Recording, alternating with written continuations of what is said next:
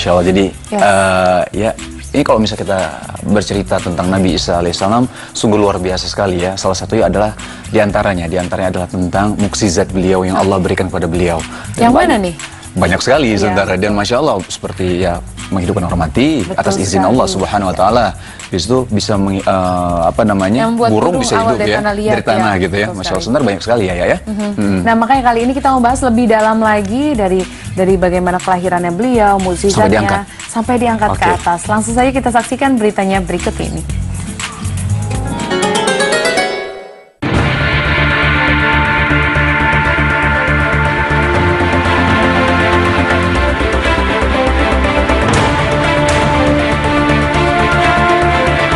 Mengenal lebih dekat sosok Nabi Isa alaihissalam. Pemirsa beriman, sepanjang sejarah kehidupan manusia, Allah Subhanahu wa Ta'ala telah banyak mengutus Nabi dan Rasul ke dunia untuk menyampaikan, mengajarkan, meluruskan, dan mengajak manusia untuk beribadah dan menyembah hanya kepada Allah Subhanahu wa Ta'ala. Salah satu di antara Nabi dan Rasul itu adalah Nabi Isa alaihissalam. Maka berikut, tim Berita Islami masa kini akan mengajak Anda untuk mengenal lebih dekat bagaimana sosok Nabi Isa alaihissalam, serta bagaimana kisah beliau mengajak manusia untuk beribadah dan menyembah hanya kepada Allah Subhanahu wa Ta'ala. Berikut pemaparannya.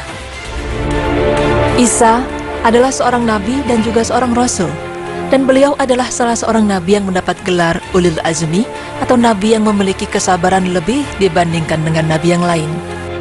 Nabi Isa alaihissalam dilahirkan ke dunia oleh Maryam binti Imran, seorang wanita salehah yang dalam kesehariannya selalu ia isi dengan beribadah kepada Allah. Dan dengan kuasanya, Allah Subhanahu wa Ta'ala menciptakan Nabi Isa alaihissalam dari ibunya tanpa seorang ayah. Peristiwa tersebut merupakan kejadian yang aneh bagi para penduduk setempat, karena bagaimana mungkin seorang anak lahir dari rahim seorang wanita yang tidak pernah sekalipun disentuh oleh seorang pria. Maka karena hal itulah penduduk setempat menuduh Maryam berbuat zina. Namun keajaiban terjadi. Allah Subhanahu wa Ta'ala menjadikan Nabi Isa mampu berbicara semenjak kelahirannya, guna melepaskan ibunya dari segala macam tuduhan. Nabi Isa yang baru dilahirkan itu menyelamatkan ibunya dengan perkataan yang fasih bahwa ibunya tidak melakukan kesalahan, dan semua ini terjadi semata-mata kehendak Allah Subhanahu wa Ta'ala. Seperti dalam firman Allah yang artinya, maka Maryam membawa anak itu kepada kaumnya dengan menggendongnya. Kaumnya berkata, "Hai Maryam, sesungguhnya kamu telah melakukan sesuatu yang amat mungkar.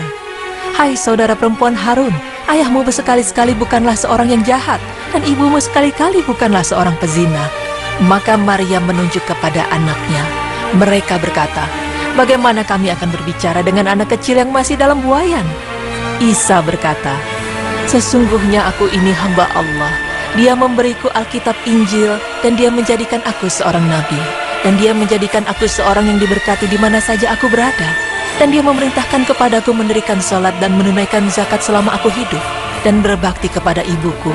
Dan dia tidak menjadikan aku seorang yang sombong lagi celaka. Dan kesejahteraan semoga dilimpahkan kepadaku pada hari aku dilahirkan, pada hari aku meninggal, dan pada hari aku dibangkitkan hidup kembali." Quran Surah Maryam ayat 27 hingga 33.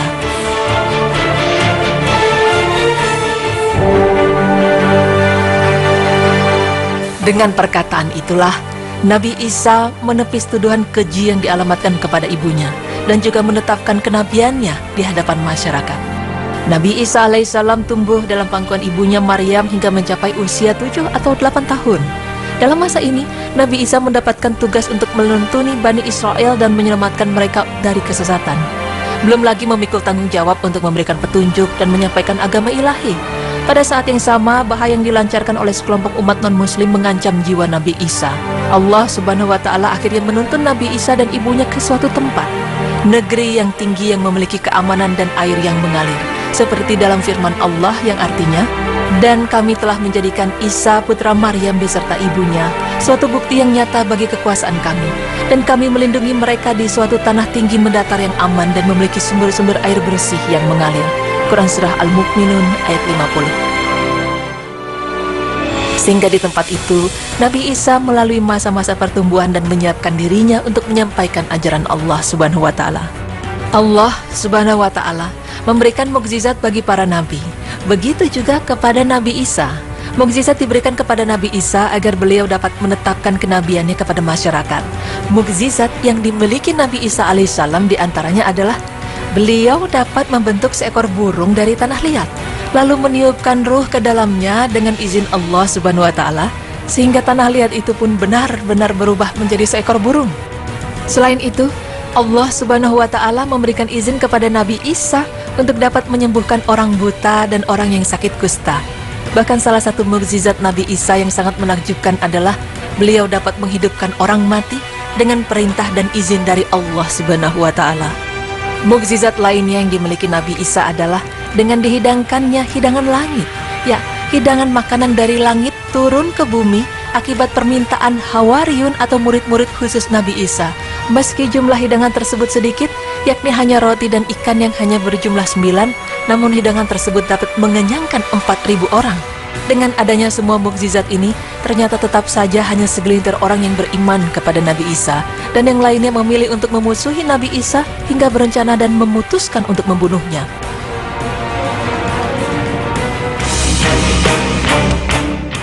Akibat pengkhianatan salah seorang Hawariyun yang tidak beriman kepada Nabi Isa dan termasuk sebagai seorang munafik karena telah membongkar tempat persembunyian Nabi Isa, akhirnya musuh Nabi Isa segera melancarkan niatnya untuk membunuh dan menyalib Nabi Isa.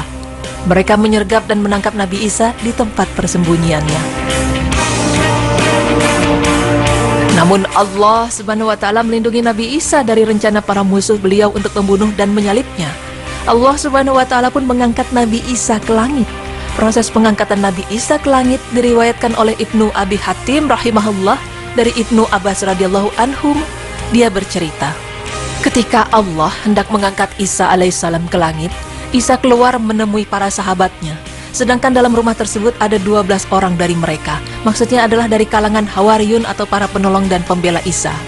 Maka Isa pun keluar menemui mereka dari mata air sumber air di dalam rumah, dalam keadaan kepalanya meneteskan air. Kemudian Nabi Isa berkata, sesungguhnya di antara kalian ada yang akan kufur kepadaku 12 kali setelah beriman kepadaku. Namun siapakah di antara kalian yang mau diserupakan denganku, lalu terbunuh menggantikan posisiku, dan akan bersamaku di surga sederajat denganku? Maka bangkitlah seorang laki-laki yang paling muda usianya di antara mereka untuk menyatakan kesiapannya.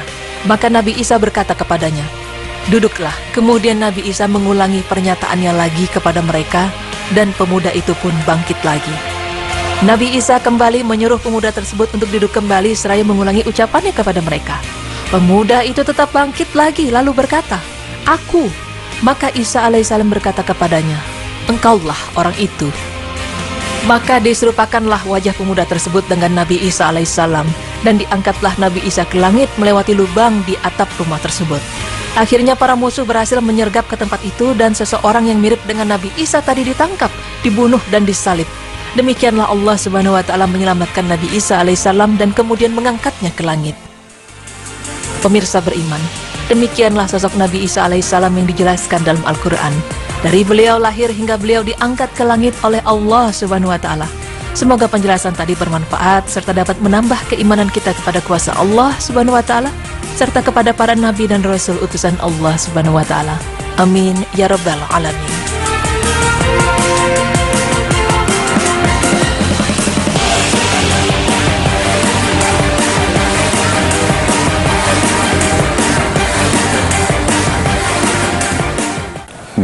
Masya Allah, seru banget ya melihat bagaimana kisah hidupnya Nabi Isa tadi, dan sangat menginspirasi sekali sih pastinya. Benar sekali ya. Sejak dari lahir kita tahu ya, ada suatu mukjizat ya ketika ibunya Nabi Isa alaihissalam melahirkan tanpa seorang suami gitu ya.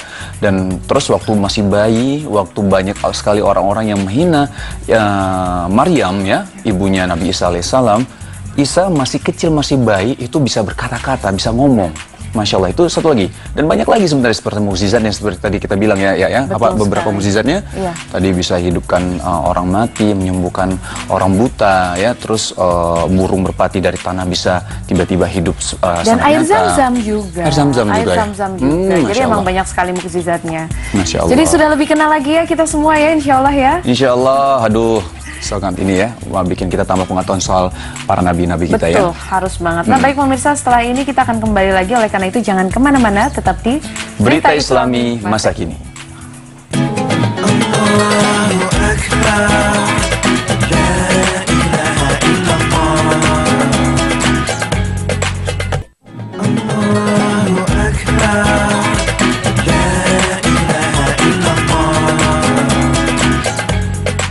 Ya baik pemirsa, nggak kerasa waktunya udah mau habis lagi nih.